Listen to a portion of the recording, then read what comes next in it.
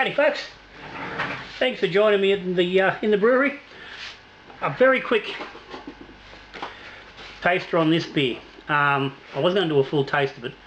I've just taken a sample off and I'll explain why I'm not going to do an elaborate taster. And in fact this may become the actual only taster for this brew. Have to wait and see. But anyway, this beer's been a long time coming. Why? Because this is one of the funky experimental beers that I've got going. In the little funky corner of the brewery over here. This is, well, originally, this beer was extracted again as number 20. A blood orange Gose I did with the Cooper's Canadian Blonde tin as a base. I brewed it as the blood orange Gose, and put it on the keg, and had it on tap here for a little while. Now this was brewed back in March last year. Now was kegged on the 11th of April last year. So it's actually 10, 18, it's 19 months since the actual beer itself was originally brewed. So I had it on keg for a while. I wasn't overly sold on the beer itself. It was a bit heavy for the Gose style for myself, and I ended up pulling it off tap after about probably 6 weeks, and then just let the keg sitting. So I thought I'd just let it see what it does, and it didn't really improve a hell of a lot. So in the end, I had a packet here of Embrace the Funk. I think that's called Embrace the Funk.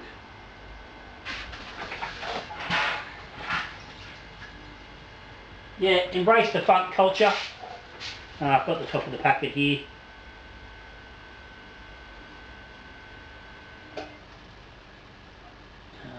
I'm not sure which funky brewery it's from. It's out of the States. I had it sitting here along with a couple other funky strains I had that I've been playing with.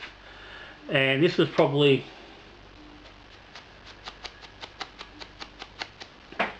sort of the third beer I was playing around with. I played around with the first batch, which was the with the Jester King, and I did two sort of variations playing around with that. This was the next one that went on. So in the end, 19th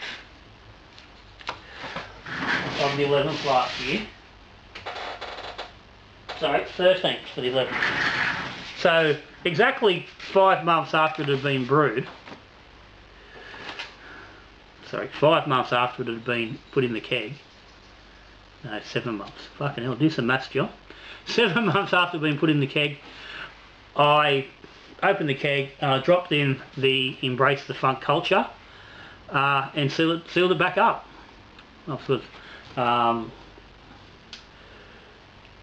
Purged the keg, stuck a spunding valve on it to make sure it didn't get crazy in case it did re-ferment. There shouldn't have really been any extra ferment going on from the Embrace the Funk Culture. It should have just funked up that beer that was already a little bit sour. 4.5% beer, and there it is sat since. So for 1 year and a handful of days, where are the 26 today? So one week and two, 1 year and 1 week, it sat there. Yesterday, I dragged it out. I stuck it on tap. I've got the one tap which runs a funky or a sour beer, generally all the time, and that had been running the sour cherry stout, which has come to an end. It has departed our world.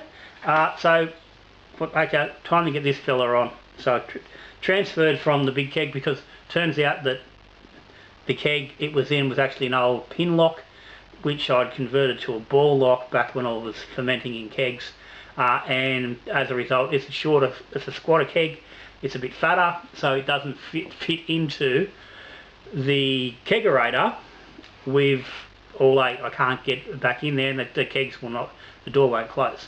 So had to go into a 9 litre keg, so I've lost about probably 2 litres all up. There wasn't a lot more than that there.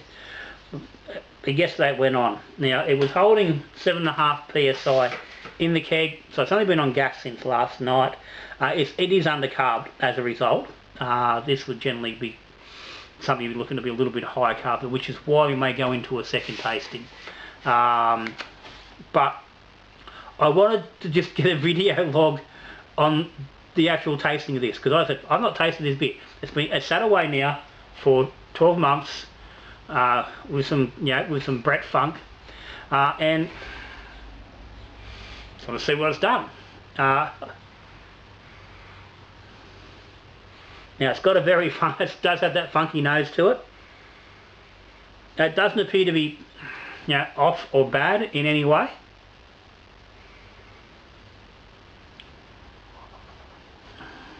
If it had any clarity, it's definitely lost it in the transfer and the playing around with the keg, and that's not surprising.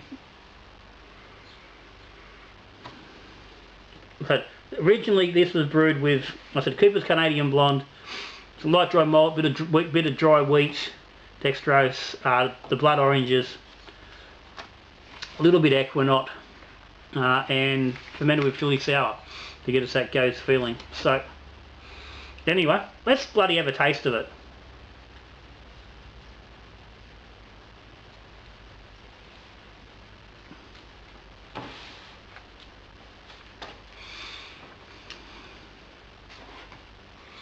Okay, well it's not bad. It's not. It's not. It's got no weird off flavors or anything. It's probably a little bit muted, stunted from the lack of carbonation, from the lack of gas. But the flavours are sort of there that we're looking at.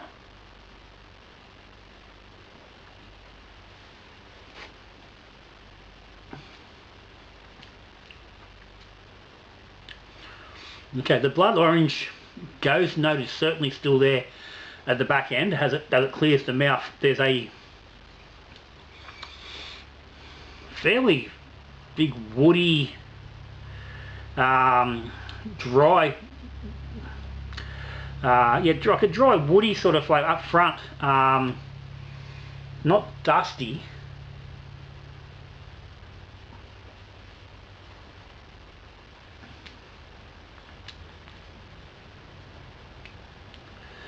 But yeah, it's like a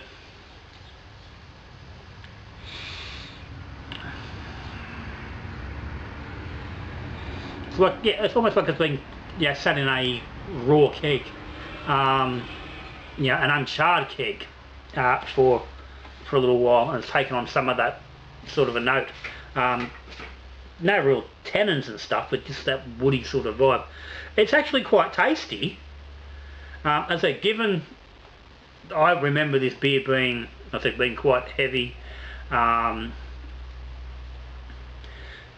a heavy beer, flavour-wise and body-wise, considering the style, which was part of why I had a bit of problem with it initially. But I think it's working alright here. I think it's possibly dragged a point or two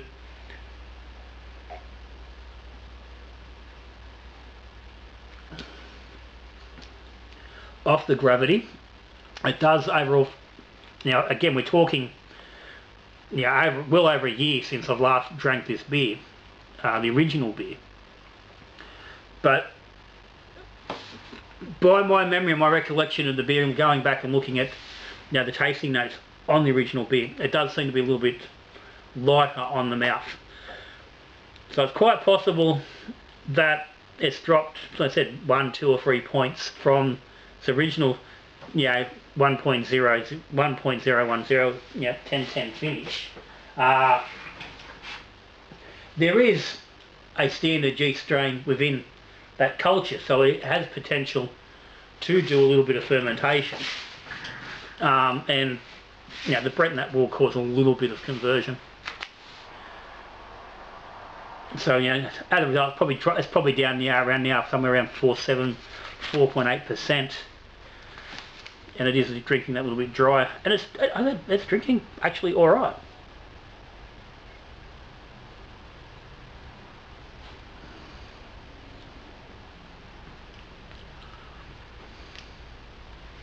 The sweetness of the blood orange is still there. There's not a lot of it, but it's still carrying a little bit of sweetness on the back. So you start off with the dryness and it's quite crisp, and then the sweetness comes in and it softens as it finishes. I'm actually really interested to see how this comes up. Like once it's been on the gas for a week or two, and it actually gets up to the level of having some good carbonation. It's just, yeah, I'm actually quite enjoying it.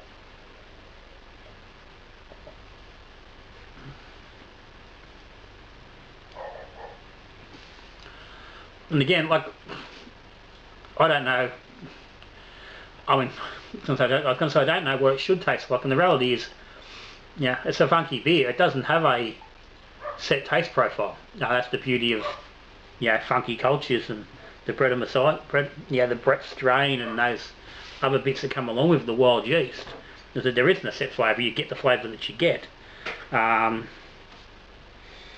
it's working quite nice. I'm not getting any really farmhouse notes, no barnyard stuff, no horsey blanket, anything like that. I said it's more just that raw, dry, woody sort of a note, and like I said, it's not savage. It's not coming across with tannins.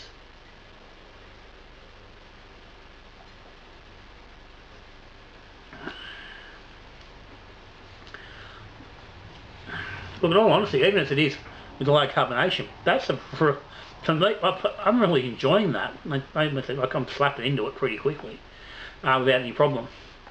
So I've thumbs up. That's a win.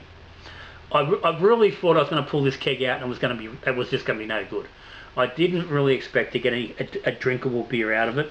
I said it was a case of I had a keg that obviously by pretend I'd forgotten about. It wasn't really going to fit into the system because of its size.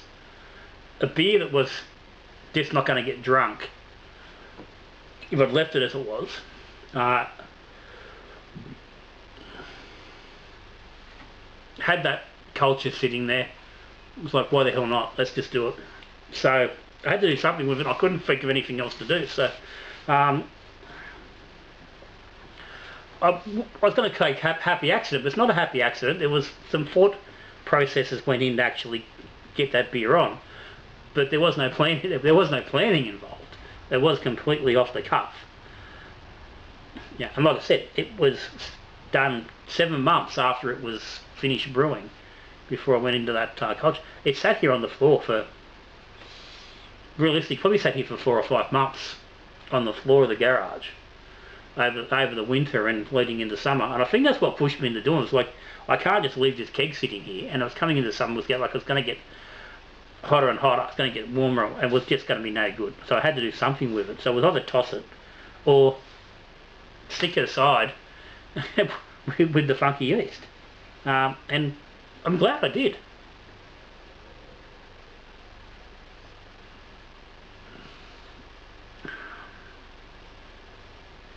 So that's it.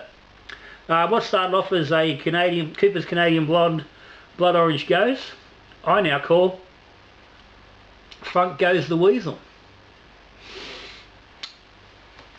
It's sitting on the sour tap at Littejohns for the next the next little bit.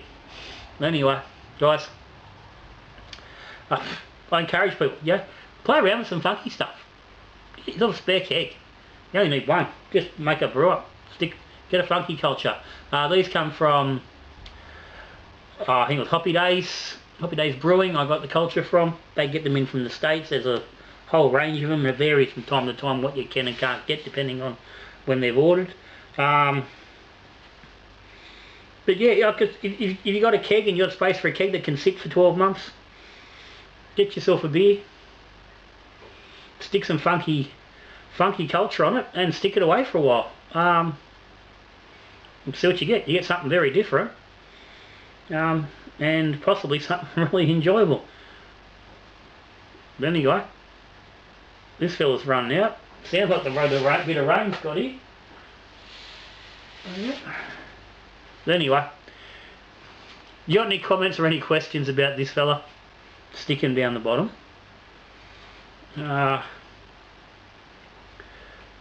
Little John's Patreons, thank you guys for your support. Links down the bottom of Patreon. If you're interested, check it out. Patreon lets me play around and muck around with things and do different things, and it does allow me the luxury of having a couple of kegs sitting over there that are all funking up in different ways. So thumbs up to those guys. If you subscribe to the channel, thank you very much. If you aren't, think about it. Hit the subscribe button, helps the channel out. Hit the little notification button so you don't miss out on any videos. And if you like the video, give us a thumbs up. But for now, I'm done. I'm going to finish this fella up, then I've got to go and finish cleaning my pool. So it's ready. Got one last quick little hit on the vacuum and she's ready for summer. So give me half an hour, I'm in there swimming, and I'll be back for another beer, and it might just be another one of these. So till see you on the next video. When brewing beer, drinking beer or talking beer, good brewing.